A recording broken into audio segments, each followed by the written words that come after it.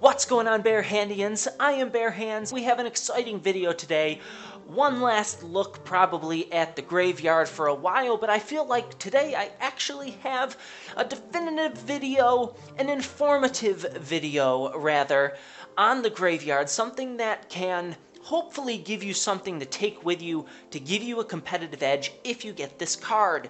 And so we're going to kind of highlight a couple of things that I have found after using it for the past 3 days pretty extensively with a lot of different decks, trying to figure out just how to spare that 5 elixir in a push and make it successful for you in games where you're playing against really large units, things like that. What I have done is I have rebounded back to my Lumberjack deck, the Lumberjack Mini P.E.K.K.A. Ice Spirit deck that has been so wonderful to me. I ended up getting rid of the Elixir Collector for the Fireball when they nerfed the Elixir Collector. I consider it a nerf. And then I got rid of, for this video, the Giant for the Graveyard. And as we're going to find, it completely changes the dynamic of the deck. Instead of some lumbering tank, which ends up kind of conglomerating units at the bridge area, it's actually going to end up bringing them toward the tower, which is like this black hole of destruction that you can hurl things at and destroy while also getting value. It's a really cool concept. I love it. I call this deck, wait for it, the Lumberyard. That's right. Pretty catchy, huh? All right, so we're going to use the Lumberyard today. In order to give you the most information as possible, I am going to show you 4 games that I have played and highlight 4 key elements to these games that will helpfully give you an idea as to how you can use this deck, help you in the future. Let's jump into a game. Okay, this game against Den was really interesting. What I want to highlight with this game is what is about to happen right here. We're going to go ahead and throw I believe, a Lumberjack down with the Graveyard, okay? So the Lumberjack's going to go down, the Graveyard's going to go down. What it's going to do is it's going to cause the tower to target the Lumberjack, and then we are going to zap and reset the tower on the skeletons, allowing the Lumberjack to deal tons of damage to the tower. Brings the tower all the way down to 211, which is going to allow us to get a value Fireball on his Ice Wizard and his tower. Check it out, I didn't say Ice Spirit. He is at a huge disadvantage now, seeing as his tower is decimated. Okay, we kind of have an elixir disadvantage, but I'm okay with that if we are already up a tower. Then, we are also going to notice something else in this game that is interesting. I was still trying to figure out how to use the Graveyard after one tower is taken out. And just as the game gets more difficult with Goblin Barrels when one of the towers is taken out, simply because the King Tower is shooting at it, it's also going to make it much more difficult to use the Graveyard. Look at over here on the right side, we've got the Graveyard working, but the King's Tower just picks off these skeletons that are over on the right side also, and so it makes the Graveyard incredibly weak when one of the towers is down. So what we kind of want to focus on is learning how to then use the Graveyard as a defensive card, or just not using it at all and defending at this point. Kind of a one crown deck, but man is it powerful, and it gets those 2 crowns pretty regularly, and sometimes 3 when you catch them off guard. I'm going to go ahead and throw a value Fireball here, get some worth there, stop the trickle damage from coming in. The Lumberjack is going to clean up the Hog with the Ice Spirit, which is a nice combination to make sure it doesn't get any hits off on the tower. Then that Lumberjack is going to run down here and die to the skeleton army. We're going to go ahead and zap that away, get the Princess down to start preventing more damage from coming in on the tower. And at this point, it's just kind of a defensive game at this point. I want to make sure that he doesn't get too much of a push worked up. I'm going to keep throwing Fireballs at his tower and taking out those point damage units that he's throwing. Look at that awesome Princess from across the way. A defensive Graveyard is going to distract his other units, and then actually has a pretty good counter push coming in here. This Princess is going to, we've got 2 cross-firing Princesses. He never actually ends up dealing with that Princess on the left for quite some time. It's going to deal tons of damage. At this point, I'm just throwing my graveyard down here just to make sure that I don't get caught off guard. He's going to do a pretty tricky rush over here on the left, but our Mini P.E.K.K.A. and our Minion Zap combination is going to shut it down completely. So, really good game there against Den. What we want to take away from that game is Lumberjack, Graveyard, the Lumberyard on a tower with that Zap spell to reset the tower is devastating.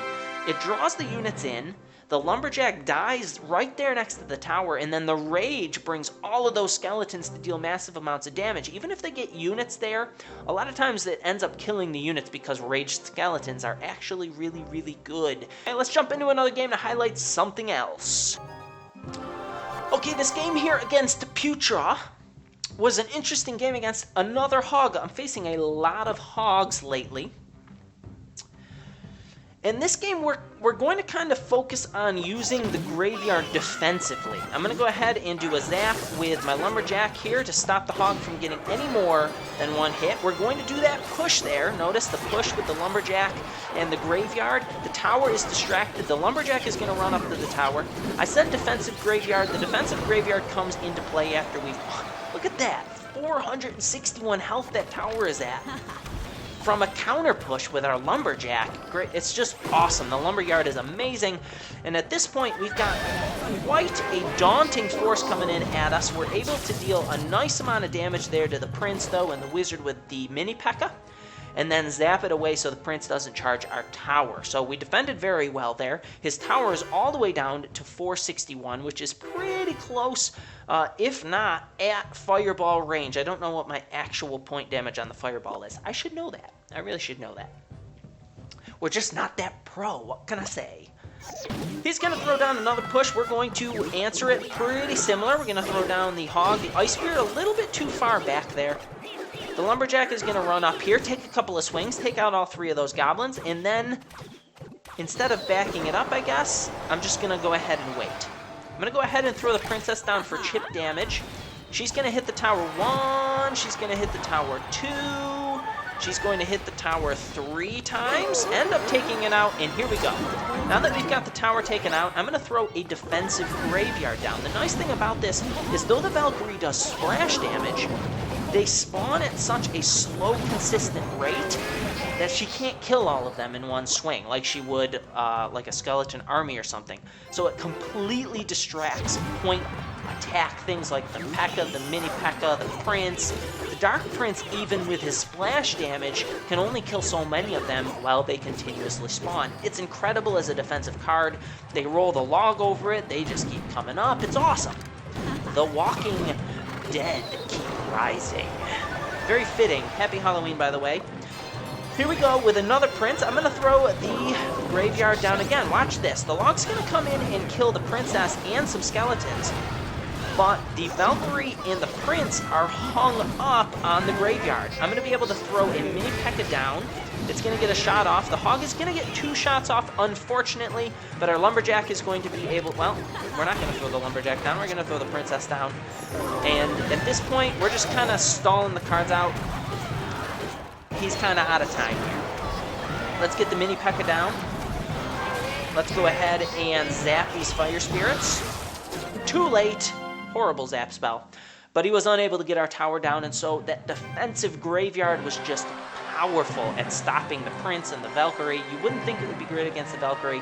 Maybe not great when the Valkyrie's defending the tower, but really, really good to slow down that large group of units coming in. Again, even splash damage units really struggle with taking them out in enough time where your tower is shooting. Granted, some situations it doesn't work very well because they're not that powerful, but they're still really great at stopping things. Sparky shuts Sparky down. It's really awesome. Okay, this game is really, really interesting because it highlights an aspect of this deck that I stumbled upon by accident.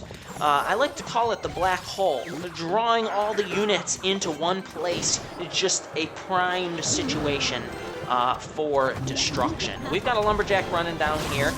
The Bowler is going to give us some serious issues, and while I would think we would get completely shut down by the Bowler, it's not necessarily the case.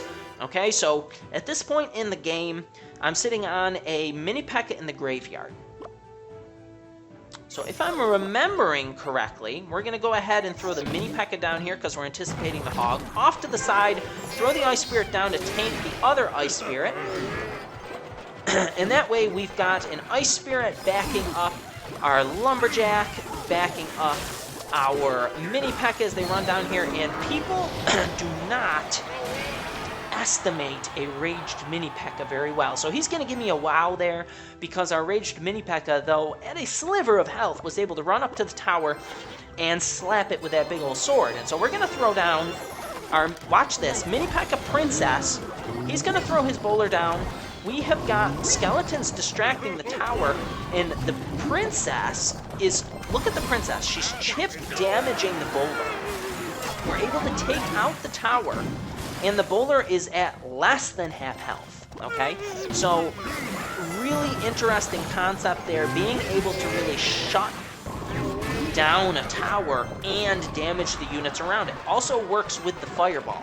So you get the princess down there, you get the graveyard going, and then when they play units to counter the graveyard, if they don't play them far enough off to the side, if it's a melee unit, it's going to get hit with the tower, with those units. Awesome combination. In fact, in a couple games, I actually threw the graveyard down with the princess and a fireball and got some worth. I'm going to go ahead and throw a graveyard down here maybe a little soon, but I didn't want to waste the elixir. His bowler is going to strike out all of these skeletons. It is just a slaughter of bones. Let's go ahead and throw our ice spirit down here because it will tank the ice wizard to kind of mitigate a little bit of damage there. He's going to hit a rocket down to crush my lumberjack, which is pretty sad that he can hit such a fast-moving unit with his rocket there. And then we're going to slap away this bowler, and our tower is looking real grim.